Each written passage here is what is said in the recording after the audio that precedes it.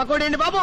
బెంగాల్ పైన దొరకదు, కలకత్తా పైన దొరకదు, కాశీ పైన దొరకదు. దొరికిన ఇప్పుడు కాశీకి ఎక్కడ పోతాం గానీ ముందు ఒక ప్లేట్ పకోడీ కొట్టించవయ్యా. ఇస్తావులే బాబు, అంత కంగారు పడతావంటే. తిరుపతి తిరుపతి తిరుపతి తిరుపతి ఎక్కడ? రేణిగుంట పక్కన. రేణుగుంట పక్కన? అరే నువ్వు చెప్పబోతా మాకు తెలీదు.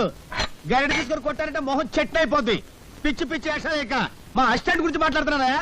తిరుపతి ఏంటంటే ఎక్కడ తెచ్చావురా? పిడి పిడికి తోంటే వెళ్ళాను. పీడే అదే తిరగలి పిడి ఏమండే ఇన్నాళ్ళ నుంచి డబల్ డ్యూటీలు చేస్తున్నాను కదా, జీతం మీద తెచ్చుకో. పోలేరా, చాలా కష్టపడి పని చేస్తున్నావు కదా. రే మన పాత పద్ధతి ప్రకారం నిన్ను ప్రశ్న వేస్తాను రా. ఆ ప్రశ్నకు నువ్వు సరిగ్గా సమాధానం చెప్పావనుకో నీ నెల జీతం పెంచుతాను. తప్పుడు సమాధానం చెప్పావనుకో నెల జీతం కట్టు. అయ్య బాబాయ్, మళ్ళీ ఎవరు మగం చూసారేమో. అడగండి, జాగ్రత్తగా విను. ఒక సెంటర్ లో ఒక చోట గాంధీ గారి విగ్రహం ఉంది, దాని పక్కనే నెహ్రూ గారి విగ్రహం ఉంది. ఒక కాకొచ్చి నెహ్రూ గారి తల మీదనే వాలింది, గాంధీ గారి తల మీద వాళ్ళ. ఎందువల్ల? అర్థమైంది. ఏంట్రా? ఏముందండి, గాంధీ గారి నెత్తి మీద జుట్టు ఉండదు, వాళ్తే కాలు దారి పడిపోతానని భయపడి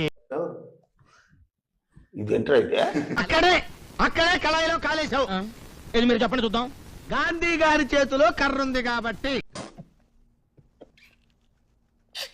నీ నెల జీతం కట్టు. చూసుకో, పని చూసుకో. గురుగారు